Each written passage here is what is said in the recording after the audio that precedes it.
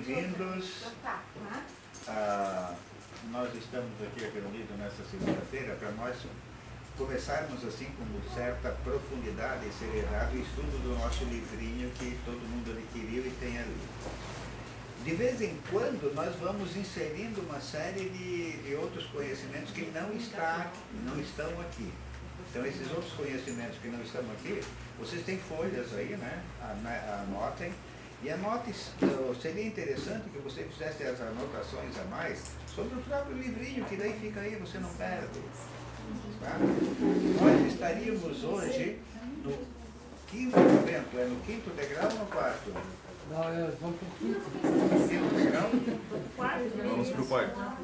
Acho que é o quarto. E seria o quarto degrau. Tá, todo mundo tem a folhinha ali com os 33 degraus. Tá? Nós começamos preenchendo do número 1, do número 2, do número 3. Hoje é o número 4. Nós deveremos chegar ao grau 33. Só para rememorar, para refrescar a memória. Essa escada de conhecimentos que nós estamos fazendo, que vocês vão fazer, ela é individual. No final, gostaríamos, né, e acho que é a opinião de todas as pessoas, de redigir, daí pode ser, quem não sabe datilografia, escreva à mão. Quer dizer, um livrinho, um caderninho, aonde você tivesse anotado e ao seu alcance as 33 iniciações, ou seja, 33 conhecimentos, um seguido do outro, como se formassem uma escada pela qual você vai subindo e a cada degrau você adquire uma nova visão, um novo conhecimento do homem, do ser humano, do mundo, da situação. Por que é que nós estamos aqui?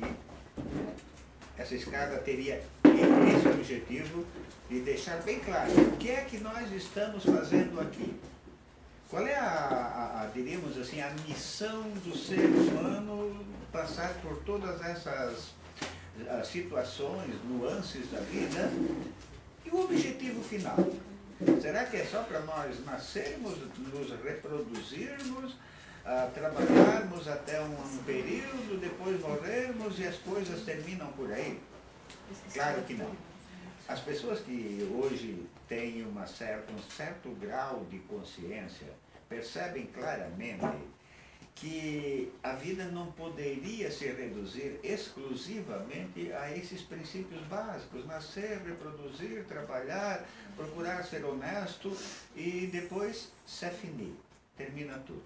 Não, alguma coisa continua. Bem, mas se alguma coisa continua, qual é o papel que nós temos para que essa coisa, né, entre aspas, que continua depois diríamos, da nossa passagem por aqui, ela siga um caminho, e um caminho muito mais propício do que quando nós iniciamos aqui. É exatamente isso que a gente pretende fazer com essa escada: fornecer conhecimentos, uma expansão da mente, para termos uma ideia bem mais clara do que nós viemos fazer aqui, do que nós somos, do que estamos fazendo e daquilo que nós temos condições de fazer, de melhorar a nós mesmos e aquelas pessoas que vivem conosco. Nós podemos melhorar essa situação? Podemos. Agora, só melhoramos, primeiro, se nós soubermos. Então, conhecimento é fundamental. Segundo, à medida que esses conhecimentos forem se colocando um após o outro de uma maneira ordenada, eles nos dão um sentido, nos dão uma direção. Porque o que nós estamos colocando aqui, vamos ser bem honestos, e o que vai, de certa forma, aparecer em todos os 33 degraus, todos nós aqui já ouvimos ad nauseam, quer dizer, já ouvimos muitas vezes. Por que se ouvimos tantas vezes, se em tese não há nenhum conhecimento totalmente novo, por que não está surtindo um efeito qualitativo, de qualidade na minha vida? Porque nós não conseguimos ordenar. Quer dizer, esses conhecimentos nós temos, mas eles não estão ordenados. Eles não estão colocados numa sequência de que eu, de posse de e sabendo de que eu tenho esse potencial, eu posso exercitar, elaborar, tornar muito mais produtivo outros atributos que cada um, outras capacidades, outros instrumentos de evolução que cada um de nós tem e está ali de uma maneira parada, como se nós não os possuíssemos. Então esse é o sentido, tá? Fazermos essa escada em que os conhecimentos vão se sobrepondo, um tem ligação no outro, o conhecimento 4 pressupõe o 3, pressupõe o 2, pressupõe o 1. Quer dizer, quando você ordena isso, você vai ver que a vida da gente tem um sentido, tem um significado. E que o nosso papel aqui é fazermos mais ou menos o que dá para perceber aqui. Ó. Vamos colocar essa bolha de cristal aqui sobre o refletorzinho. O nosso papel aqui, ó, se nós somos essa bolha, quer dizer, essa bolha de energia, nós temos que manter dentro dela experiências, sabedorias, conhecimentos que vão sendo acumulados pela vivência, mas que vão formando, criando uma forma, uma constituição que dê sentido para a gente. Quanto mais diríamos assim, esse conjunto de saberes que se aglutina dentro dessa bolha de energia for criando, diríamos assim, ligação uma com a outra, elas vão estabelecendo pontes entre as nossas várias, diríamos, vibrações, os nossos seres, o físico, o emocional, o mental, o espiritual, e vão dando sentido àquilo que nós viemos fazer aqui.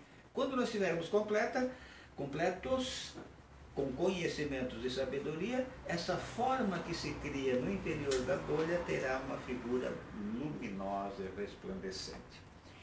Nós vamos então para o quarto degrau. O quarto degrau que está aí poderia ser constituição das coisas, constituição de tudo aquilo que existe no universo. Como é que isso se forma? A constituição. Quer dizer, como é que se cria isto, tá? Nós estaríamos na página 14 do livrinho A Nova Metafísica. Como é que as coisas que existem, tanto as materiais quanto as emocionais, as mentais, as espirituais, como é que elas se formam? Eu daria o seguinte parecer, ali em cima da folhinha que vocês, do livro, na página 14, onde aparece a bicicleta, primeiro desmontada, depois montada, eu colocaria ali duas palavras assim, ó, física clássica versus física quântica. São duas visões, física clássica, esse clássico aí com acento e dois S's, versus, contrário, né, ou em oposição, a física quântica. Então, vamos ver o que é, como é que se diria, o que significam esses termos. A física clássica era a visão que se tinha do mundo e das coisas até recentemente, vai estar aqui, logo aqui embaixo. E a física quântica é aquela que trabalha com partículas subatômicas. Ou seja, física clássica, quem quiser colocar ali, coloque, escreva, o livrinho é seu. Quanto mais você escrever no seu livro, mais você terá informações depois. A física clássica trabalha com objetos grandes, corpos grandes. Tá? A física quântica trabalha com o mundo atômico ou subatômico. Quer dizer, com coisas muito miúdas que não são perceptíveis, né, que não são percebidas a olho nu. Então, no fundo é isso. Agora, olhem bem. Esse mundo clássico, ele começou lá no início da humanidade, né, e as pessoas foram tentando explicar esse mundo, as pessoas, a vida, contando histórias. Se vocês notarem, todos os textos sagrados de todas as religiões são histórias. Que histórias? Porque certo dia uma criança chegou para o pai, ou uma pessoa chegou para outra pessoa e perguntou: como é que é esse mundo? Por que nós estamos fazendo aqui? E aí a pessoa que recebeu a pergunta, a quem foi perguntado, se viu na obrigação de dar uma resposta. Essa resposta foi criando uma história. Então você tem uma pilha de histórias contadas, recontadas, que foram passando de geração para geração, nos tempos mais antigos, oralmente, e que foram se aperfeiçoando à medida que iam passando de geração em geração. Então você tem hoje o Jardim do Éden, né? No Antigo Testamento, de forma geral, as primeiras partes, né? O Êxodo, são todas histórias que foram contadas, recontadas, e depois lá pelas tantas se pegou alguns desse conjunto de histórias e diz, mas essas histórias aqui são tão parecidas, vamos fazer uma só e vamos arranjar um autor. E aí começa-se então uma série de histórias. Que nome nós vamos dar na religião cristã? Abrão. Então Abrão é o quê?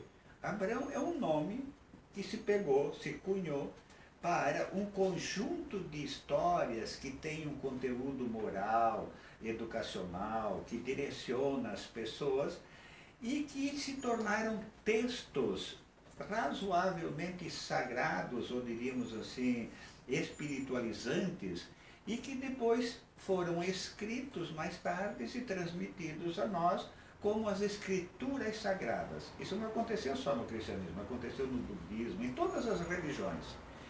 Os criadores de religiões, provavelmente, a não ser os mais recentes, nenhum escreveu nada. Eles eram avatares. O que é um avatar?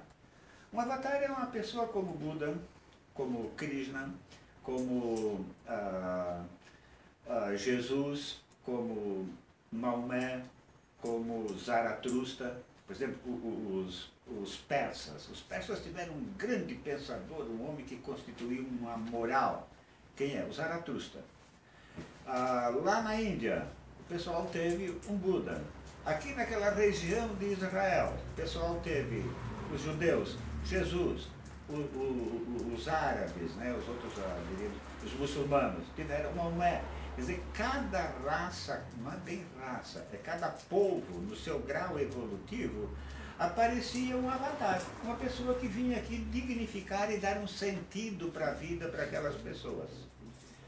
E diríamos, esses ensinamentos dessas pessoas eram ensinamentos muito bons. Eram tão bons que eles foram preservados até hoje. Veja que se você pegar, por exemplo, né, os livros lá do budismo, então você vai estudar o que teria dito Buda, os seguidores de Buda. Se você pegar, diríamos, a Zaratustra, lá, o que veio lá daquela região, né, daquele povo que era altamente evoluído sobre vários aspectos, mas que talvez espiritualmente fosse muito acanhado. Então ele ensina uma série de coisas, e o que ele ensinou era tão bom que deu, olhem bem, que deu para adequar as parábolas e as histórias que eles ensinaram para cada tempo. Porque nós estamos aqui no século XXI. Nós estamos à luz do conhecimento, né? O século XX foi um século assim, de uma expansão tecnológica muito grande. Provavelmente vai demorar tempo para termos um século de tantas descobertas e tantos avanços científicos como foi o século passado. E nós pegamos ainda, dentro de toda essa evolução, nós pegamos a história, né, as parábolas de Jesus no Evangelho, e damos uma interpretação. Há 200 anos atrás, o conhecimento do pessoal era muito mais acanhado do que o nosso hoje. E eles também liam essas parábolas e também davam uma interpretação. Há 500 anos atrás, há 1000 anos atrás, notem que são histórias tão bem, diríamos, escritas, né, urdidas, que elas resistem ao tempo e em cada época é possível extrair um conhecimento delas. Isso é uma coisa realmente muito importante, muito bonita. Por quê? Porque os criadores dessas histórias eram realmente homens memoráveis. Eram aquilo que nós chamamos de avatares.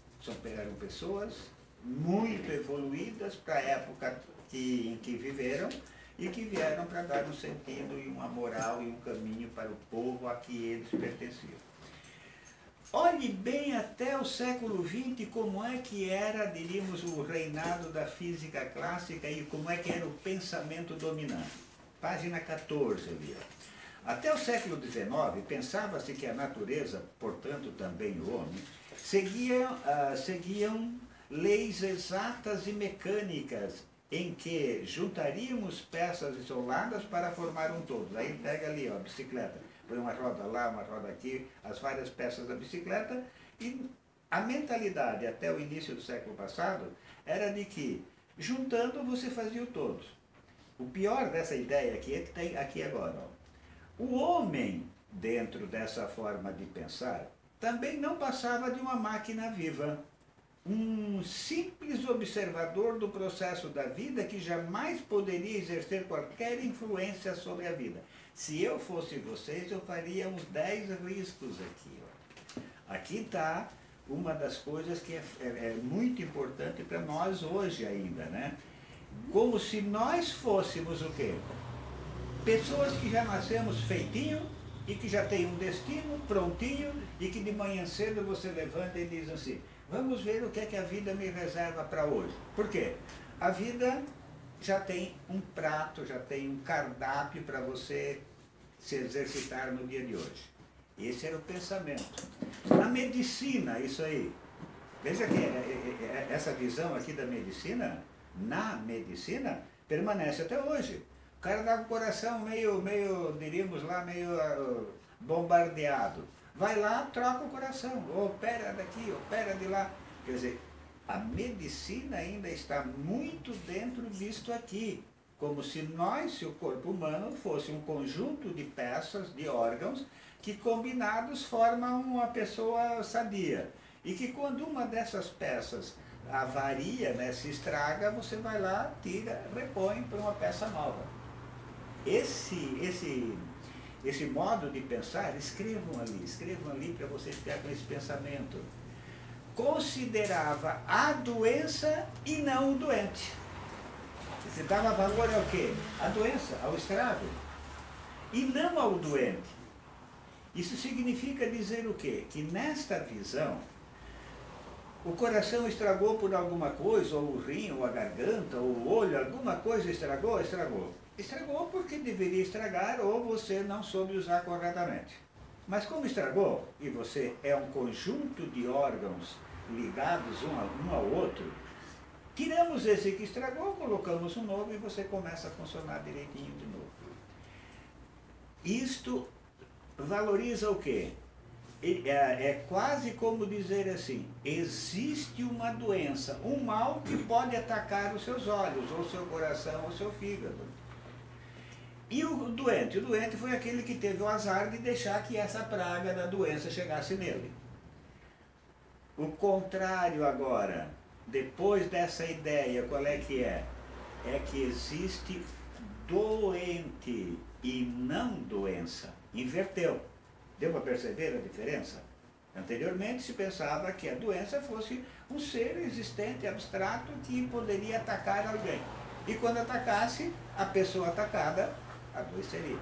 Mas como ele é um conjunto de órgãos que está ali ligados formando o ser humano, tira o órgão que não funcionou, coloca outro que funciona e volta a tudo ser. Como se a pessoa fosse uma máquina, um relógio, um motor, em que você substitui a peça, diríamos, inadequada pela peça boa. Isso significa você ter como pensamento central de que a doença é uma coisa existente. Pensamento atual. Existe um ser humano. E esse ser humano é um todo. E o todo do corpo humano, do ser humano, é maior do que a soma das partes. O todo é mais do que a soma das partes. Se nós pudéssemos dar um valor para cada órgão do nosso corpo e somássemos esses valores de todos os órgãos do nosso corpo, o todo do nosso corpo é maior do que a soma. Isso significa dizer o quê? Que quando todos os órgãos do nosso corpo estão trabalhando em conjunto, eles criam um campo de energia que excede, é maior do que a soma das partes do nosso corpo. E que não existe doença. O que existe é o doente. Existe um ser humano. Se existe o ser humano que adoece e outro não adoece, significa dizer o que agora? De que certas pessoas, por falta de conhecimento, não, ou por situações que a vida oferece, não tomam os devidos cuidados, por isso adquirem uma doença. Veja, vamos fazer um exemplo bem simples, né? Aqui nós estamos na região carbonífera e uma das doenças que atacava os mineiros até dias atrás, não sei se ainda hoje, aqui não tem ninguém ligado à mineração, né? Era a pneumoconiose.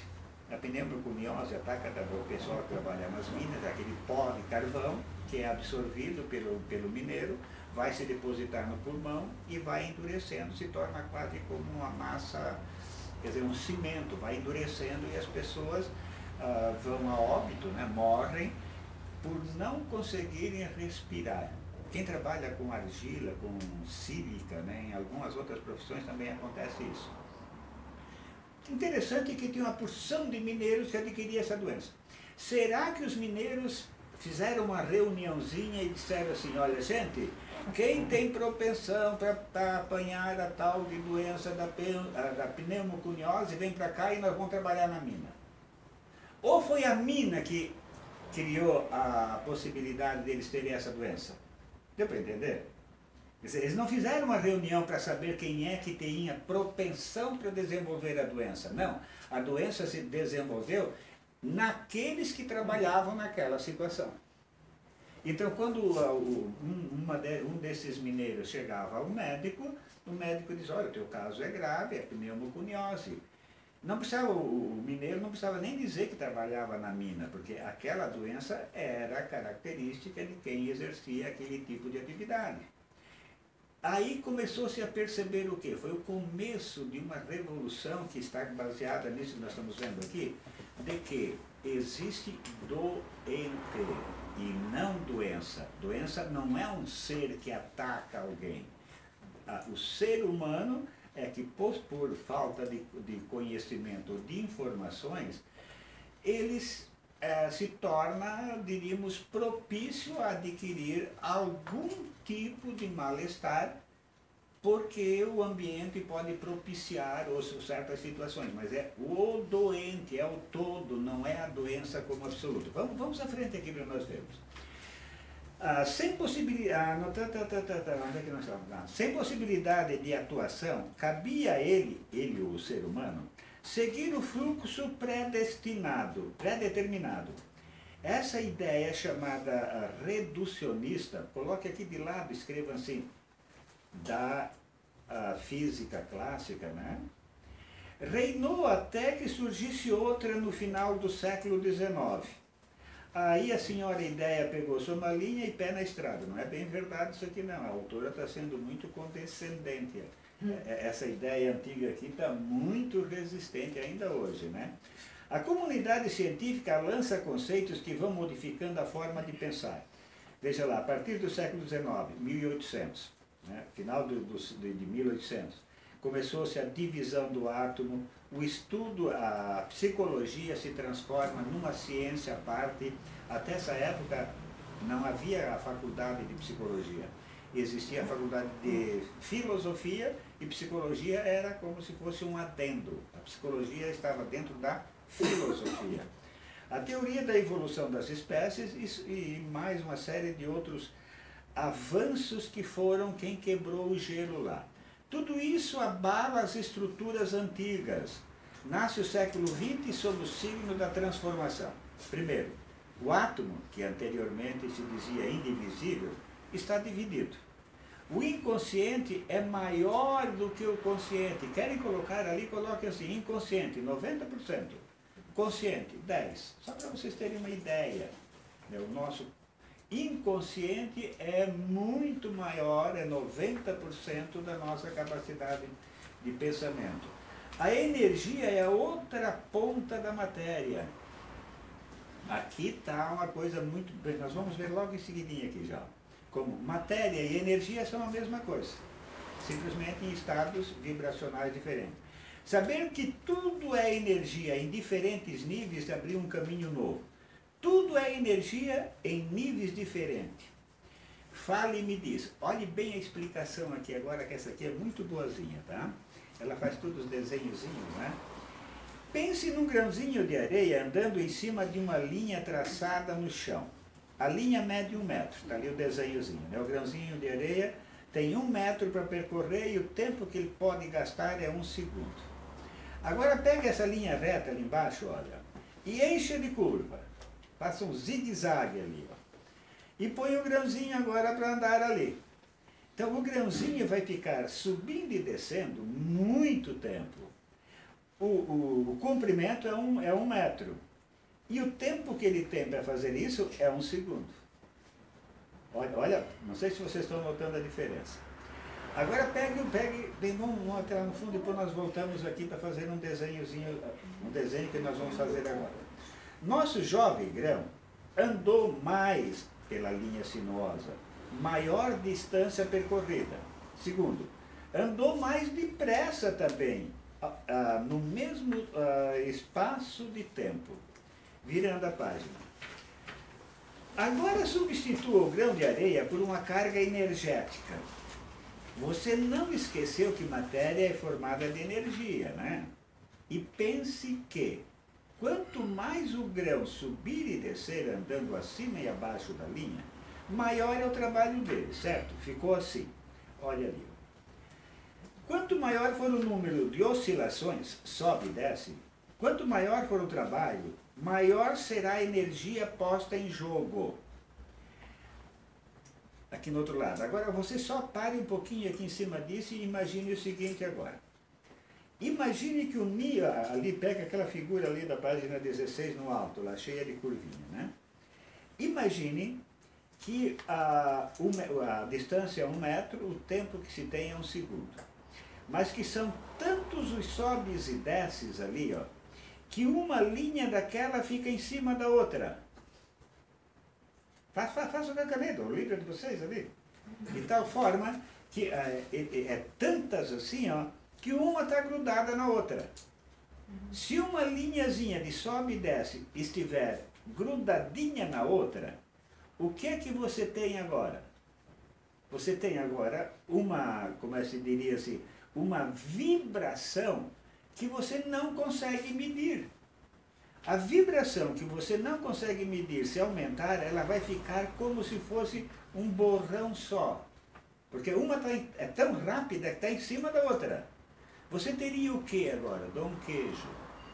O que é que você teria quando você tem tantas oscilações e tão rápidas que uma subindo e descendo se encosta na outra e é tão rápida que uma fica em cima da outra, de tão rápido que é. Energia? É a energia que está fazendo isso. Pois é, mas que estado você teria? Matéria. Ou você está fugindo da matéria? O que é o universo? O que é o vácuo cósmico? A energia ponto zero. Seria igual a roda do carro ali, que fica tudo uma só? É, mas tão rápido que parece, o que sobe e que desce está tão rápido que a linha fica uma em cima da outra. Você está no infinito. Você entrou na energia cósmica. Ela é tão rápida que o sobe e desce, as linhas estão uma em cima da outra. De tão rápida que elas são, você deixa de perceber. Como é que é o vácuo? O vácuo você não percebe, parece vazio, não é isso? A energia está numa velocidade tão elevada que as linhas se tornam tão próximas que depois uma fica em cima da outra. Quando uma linha fica em cima da outra, a velocidade é de tal monta, né? Não é? Em matemática não dá isso, a frequência se eleva a tal ponto que você deixa de perceber. Quando você deixa de perceber, você tem o quê? O vazio cósmico, a energia cósmica. Então, o vazio o que é? é uma energia fabulosamente elevada, muito elevada. Tão elevada que até no gráfico, ali, as nuances, né, do sobe e desce, está uma linha em cima da outra. Aí você tem o quê? O princípio da divindade. Essa energia, nessa ondulação, nesse grau de frequência, você sai do tempo, sai da matéria e sai do espaço. Você está no infinito. O que é o vazio cósmico, então? É uma energia desta velocidade. Vocês estão com carinha muito séria, é sinal que vocês não estão entendendo ou eu estou embrulhando?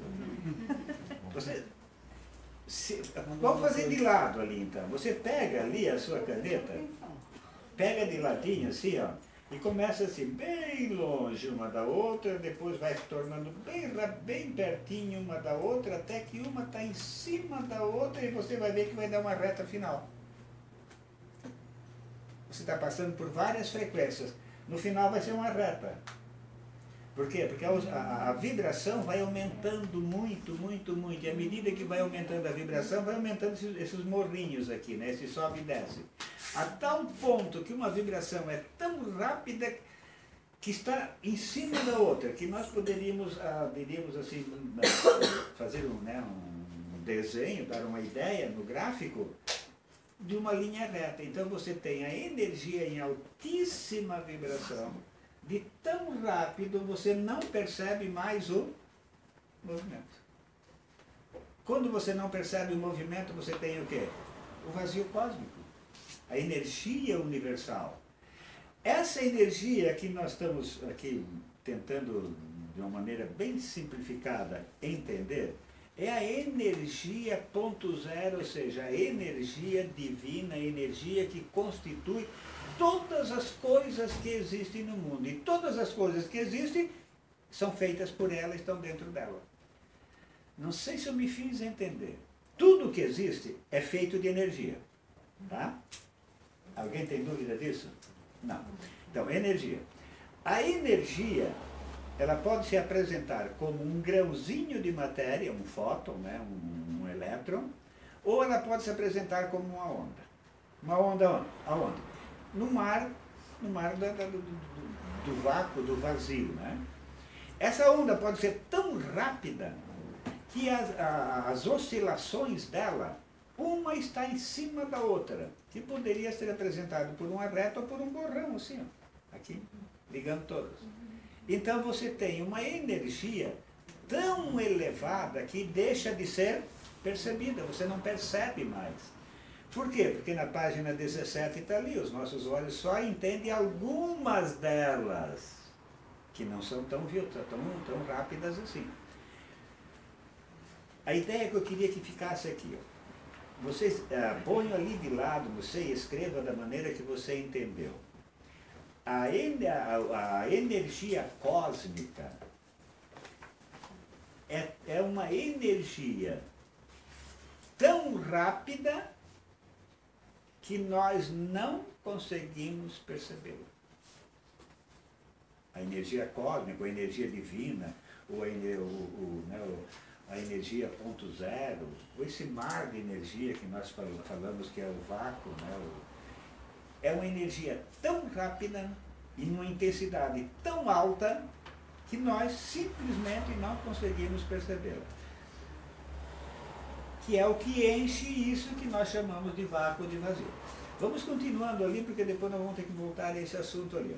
Quanto maior for o número de oscilações, sobe e desce, quanto maior for o trabalho, maior será a energia posta em jogo, mais quantidade de energia ela vai ter. Imagine mais, o Areia, né, que é o personagem ali, voando de um lado para outro, acima da linha, num vai e vem de milhões, bilhões ou trilhões de vezes por segundo. Coitadinho, vai ser, ele tem 1 metro e tem um tempo, ele tem que fazer isso num tempo.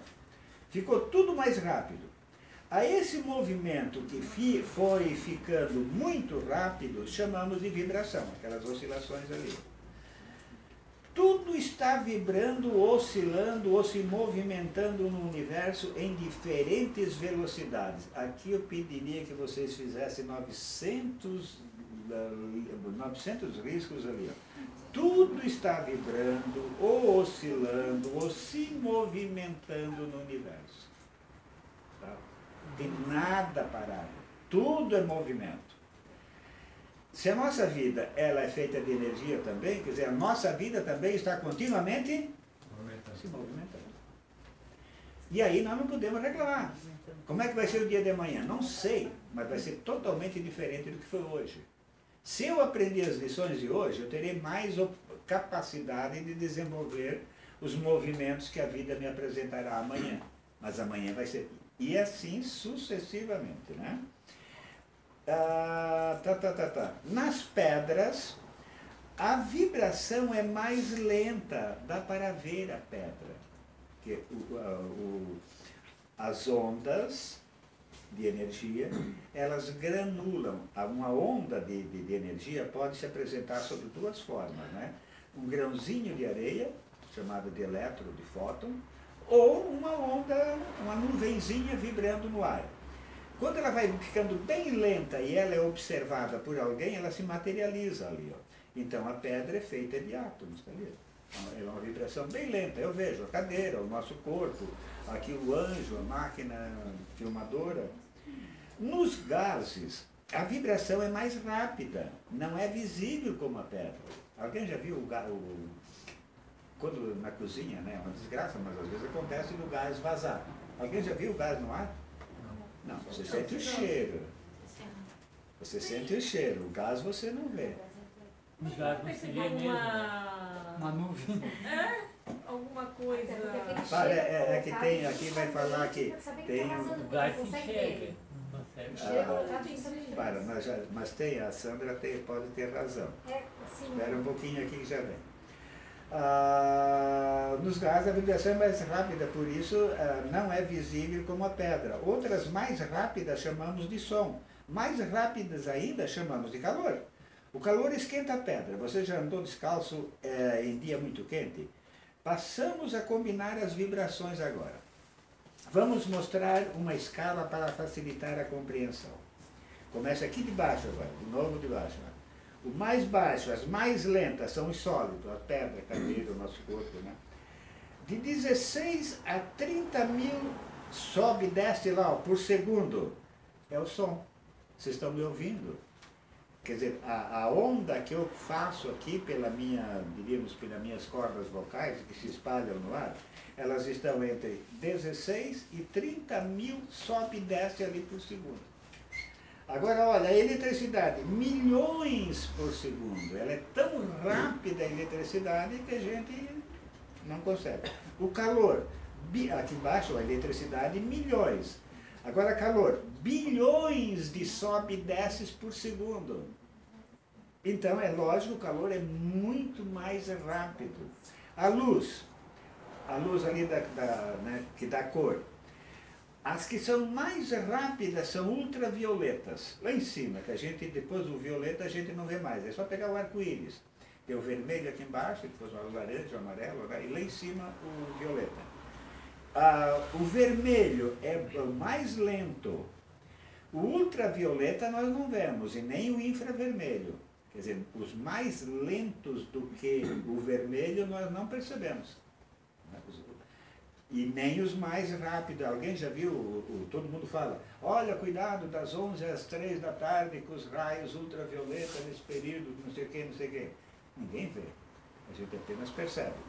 Os outros, trilhões de vezes por segundo, do vermelho põe ali, ó, do vermelho ao violeta. Aí tem as 7 cores, tá? O infravermelho a gente não vê e o ultravioleta também a gente não vê. Por quê? Porque ou são muito devagar demais ou são muito rápido demais. Raio-X. 4 trilhões de sobe e desces por segundo. Por causa disso, o raio-X, tu vai lá, né? Ele olha através da gente. Os dentistas usam isso, né? E não faz mal para quem você aplica aquilo? Depende da dose, mas de regra não. De regra não? Então, raio-x não é... raio gama, quintilhões de vezes por segundo. Raios cósmicos, 8 por segundo, quer dizer, 10 elevado à potência 26. Ou seja, você coloca o número 1 e depois 26 zeros depois, para ver que número que vai dar. Ali a 10 elevado a 26. E é 26 mais, não é negativo não. O raio cósmico. Então, imagine que velocidade que esse fóton de luz se espalha no ar, né? Aí o que é? Elétrico, não tem eletricidade aqui? Elétrico desconhecido. Além desses, nós temos agora mundos que são feitos com essas, diríamos, com essas velocidades enormes. O nosso corpo astral, que é o nosso corpo, é um corpo que nós temos, todos nós temos, astral. O corpo mental e o corpo espiritual, ele nem colocou aqui. Eu tenho lá uma tabela, na próxima eu vou trazer a tabela para vocês.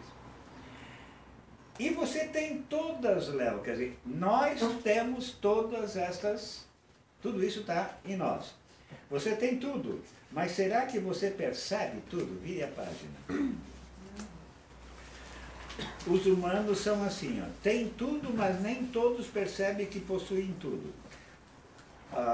Os olhos, né? Os nossos olhos percebem formas e cores. As cores que estão ali, só entre aquele pequenininho ali. Ouvido, os sons, olha lá atrás os sons, de 16 a 30 mil por segundo. Nariz, odores aqui não falam em cheiro, né? Mas deve estar aqui mais ou menos na mesma. A boca pelo paladar e a pele pela temperatura. Mas tendo os 5 órgãos do sentido, eles conseguem perceber tudo, nem tudo. Com os 5 sentidos, o homem consegue perceber na nossa escala até a luz, as cores. Depois, só com o 6º e o 7º sentidos. Deu para entender aqui por que a Sandra vê o gás?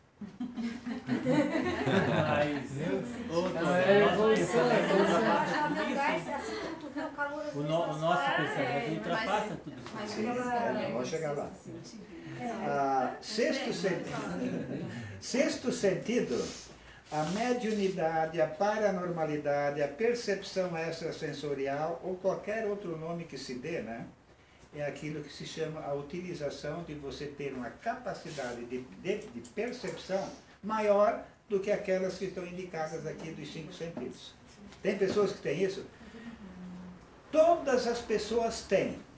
Todas as pessoas têm.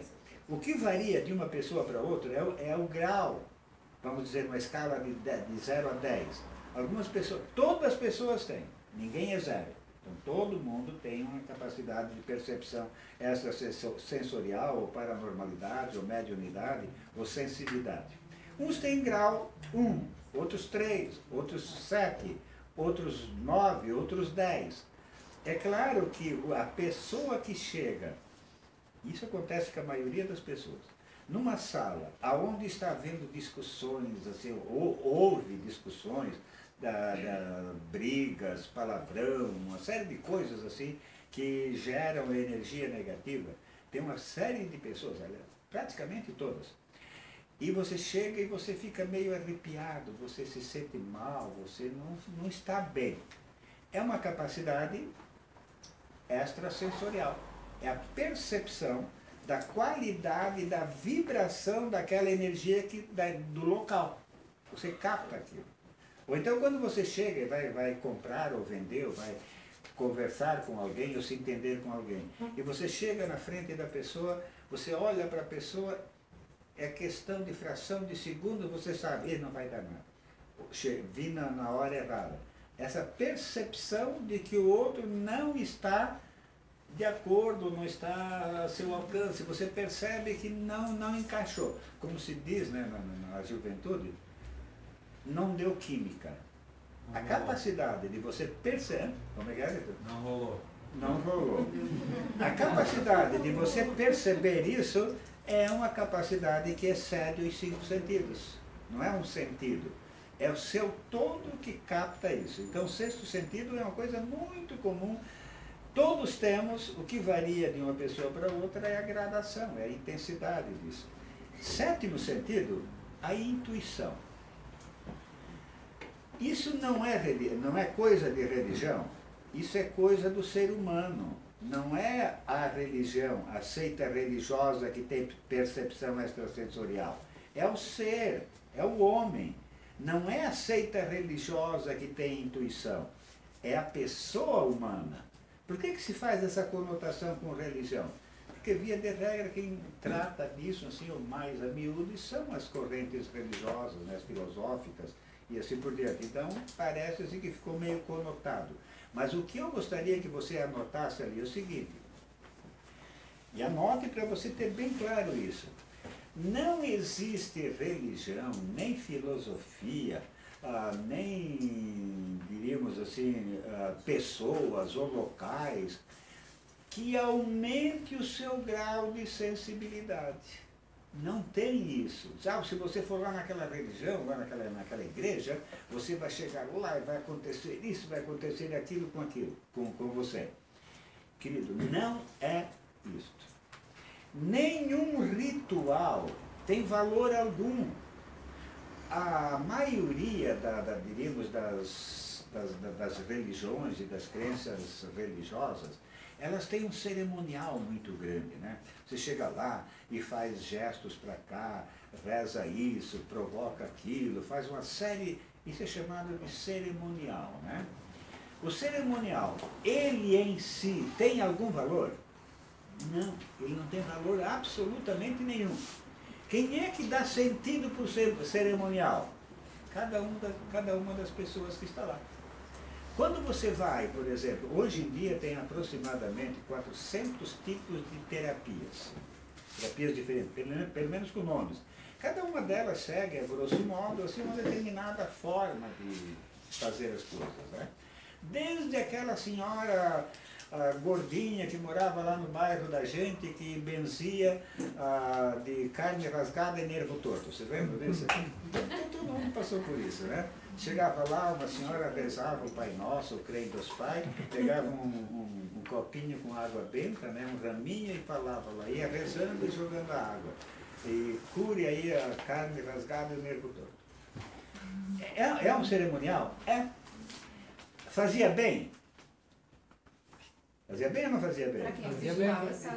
Fazia, curou barbaridade de gente. Agora foi o raminho, foi a mulher lá jogando água que nem é a água dela? Não, foi a pessoa que estava ali que valorizou aquilo.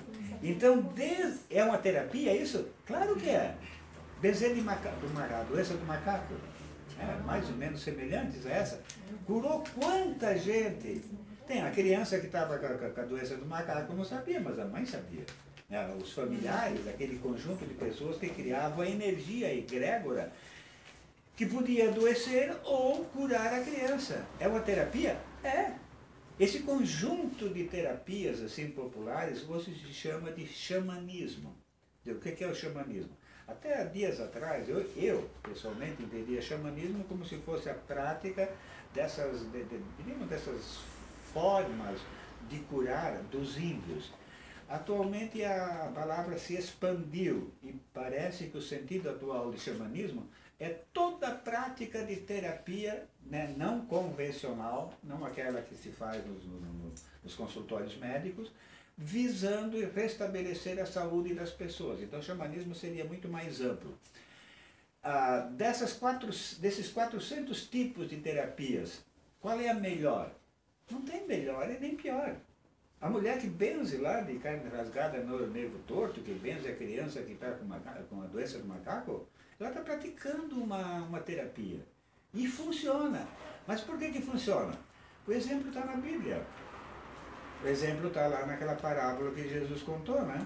Ele estava andando um dia lá pelas estradas poeirentas da Palestina, e lá pelas tantas tinha um cara todo estropiado assim na beira da estrada e falou para ele assim, quando viu ele estava passando, olha, esse cara aí pode me curar. Não sei se Jesus ouviu, né? O Evangelho não fala nada, ou alguém disse para ele, Jesus se aproximou do rapaz lá e disse assim, olha, a tua fé te curou. Aqui está a questão fundamental das terapias. Veja bem, o âmago da questão, a pedra angular. Jesus não falou, a tua fé em mim te curou. Ou a tua fé em Deus. Ou a tua fé no santo tal. Não. Jesus falou o quê?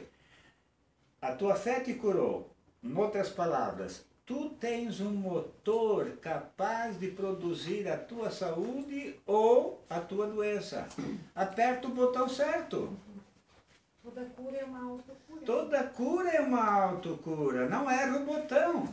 Porque a energia que tu empregas para adoecer é a mesma energia que tu usas para ter saúde, para preservar a saúde. Não tem uma caixa de energia para a saúde e uma caixa de energia para a doença. A energia é exatamente a mesma, não tem nenhuma diferença. Quem é que faz a diferença? Esse motor que nós temos dentro de nós. E aí você tem que saber o quê? Saber o botão que você aperta. Liga no sentido correto, né? Onde é que nós estávamos aqui agora? Ah tá, isso não é religião, tá? Né? O que é percepção extrasensorial? É perceber além dos 5 sentidos, que são aqueles que captam o mundo físico. Os 5 sentidos captam o mundo físico. Percepção extrasensorial, quer dizer, além dos sentidos físicos. O homem é um ser energético manifestando-se em vários níveis, 380 riscos aí, gente. Nós temos falado aqui desde o primeiro degrau de que nós vivemos simultaneamente, no mesmo instante, em 4 mundos diferentes. Para cada um desses mundos que nós vivemos, nós usamos um corpo. E estamos continuamente trocando de corpo, subindo e descendo nesses 4 níveis, o nível físico, o nível emocional, o nível mental e o nível espiritual. Nós usamos os 4 corpos o tempo inteiro. Nós estamos o tempo inteiro fazendo o quê? Conectando com energias diferentes, vibrações diferentes. O meu corpo físico precisa das vibrações que estão no mesmo nível da pedra lá atrás, bem lentas. Que não é pedra, mas é alface, é beterraba, é cenoura, é queijo, é macarrão. O corpo físico precisa disso. O corpo emocional já tem alguns requisitos, ele é mais chato. O mental mais ainda, e também mais sutil. E quem alimenta tudo isso é o espiritual. Se ele tem matéria, corpo físico, consequentemente tem energias. Você não se esquece de que matéria é feita de átomos e átomos é feito de energia. O homem é composto, aqui a gente colocou 5 aqui, olha. A gente colocou o etérico. O homem tem 5 corpos, né? Vamos dizer aqui não. Tanto faz você considerar 5 como 4. Físico, astral, mental e espiritual. E aqui o etérico, coloque dele ali de lado, assim, uma flechinha colocando elementais. Aí a gente vai dar fica aqui a dica, né? É a memória elemental, dos elementais do nosso corpo. Que é um capítulo muito bonito também, né? Tudo junto? Tudo junto. É confuso? Não. É perfeito. Passo a passo vamos entender tudo. O corpo físico. Nós temos tempo, né? O corpo físico não precisa apresentar, você já conhece, é a mais concreta das manifestações. É tão necessária a nossa vida no planeta quanto um piano para fazer um recital. Nossa vida no planeta, sim, o homem é um ser espiritual numa experiência corpórea. É um ser, aqui já está destacado, mas coloque ali de lado, muito importante isso. Para a gente não se confundir os vários corpos, que parece que a gente só tem o lado físico, né? Coloca ali de lado assim. O homem é um ser espiritual numa experiência corpórea. Coloca MB, bem grande. Aí você vai saber que aí tem uma definição importante. E aquela história que diz que o homem tem alma. Ele não tem alma, ele é a alma que agora está experimentando a vida por meio de um corpo no planeta. Faça alguns riscos aí, né? Embora pareça óbvio, ele não tem alma, ele é a alma, né? Que está experimentando a vida aqui, né, nesse planeta. É a alma que tem um corpo. Aqui você faça vários riscos aqui. Isso aqui está claro para todo mundo? É a alma que tem um corpo. ou é o corpo que tem uma alma? Note que a ideia que nós tínhamos até dias atrás era exatamente o contrário, né? Olha, cuide porque você tem uma alma, se você não se cuidar, ela vai para o inferno e você vai atrás. Você vai atrás? Não. Você fica por aqui, né? Mas a ideia era essa, que era aquela ideia lá no começo da página 14. Deu para entender? Lá na página 14 estava essa ideia, que o homem era como, lá bem no comecinho, a física clássica e a física quântica, né? Que o homem era um cara que estava aqui já com tudo predestinado, levantava de manhã para ver o que a vida... Quer dizer, ele não tinha muita coisa para fazer. Isso era tão verdadeiro que... Como é que era a ideia da... Vamos dizer assim, do aspecto político da sociedade na Idade Média? O que eram os políticos governantes? Qual era a ideia religiosa que havia sobre políticos e autoridades constituídas na Idade Média? Dom Queijo. Enviados de Deus. Eles tinham enviados de Deus. Dar-te-ei o queijo. E comprarei a vaca amanhã, que de tanto que nós tempo nós tiraremos esse leite. Toda autoridade era representante de Deus. Fosse ela boa, iníqua, não importava. É autoridade constituída? É. Ela representa a autoridade divina. Por causa disso, eles faziam barbaridade de coisas. E todo mundo se submetia. A autoridade era representante físico de Deus. Esta ideia da Idade Média, veja, ela era tão forte, né, mas tão assim que as pessoas que tivessem, por exemplo, que nem a Sandra, que percebe o gás, né, que viu o gás, se ela vivesse lá em 1600 em Portugal, ela iria parar na fogueira. Era considerada feiticeira. Na Espanha, diz que eles deixavam pendurado de perna para o ar uma semana. Era mais grave ainda. A famosa Inquisição, quer dizer, a busca a todas aquelas pessoas que tivessem qualquer tipo de conotação que excedesse, né, e podia-se fazer isso em nome de Deus. Por quê? Porque toda autoridade era representante físico de... Estão percebendo a corrente que se cria? Quer dizer, eles cometiam um absurdo desse em nome de Deus. E por que ninguém xingava? Porque eles eram autoridade constituída, portanto eles estavam executando a vontade dos deuses. Não sei se alguém de nós viveu lá, mas devia ser meio triste, né, a situação, porque você não tinha para quem apelar, né? Onde é que nós estávamos agora? O corpo é o endereço. Hã? O corpo é o endereço da individualidade. Da alma, durante a vida na Terra. Há corpos maiores, menores, mais leves, mais ágeis, outros são mais pesados. O corpo não mente. 380 risco aqui, hein? O corpo não mente. E se poderia até dizer aqui assim, se vocês quiserem colocar, né? O corpo de cada um traz em si a biografia, a história da vida dessa pessoa. O corpo de cada um de nós traz contido a história, a biografia, tudo o que aconteceu conosco está registrado no nosso corpo. Tudo, absolutamente tudo. E na maioria das vezes, não apenas desta última que nós estamos vivendo aqui, não. Quer dizer, o nosso corpo é o registro. O corpo não mente. Aprenda a ler os corpos. Eles contam toda a história da vida daquele ser, assim como uma árvore plantada à beira do caminho mostra as suas cicatrizes no tronco, onde o pessoal é mal educado, né? Fica lá fazendo desenhozinho. Mas é mais ou menos, é muito próximo dessa verdade aqui. O nosso corpo contém a nossa história. O corpo narra sobre o ser que nele habita.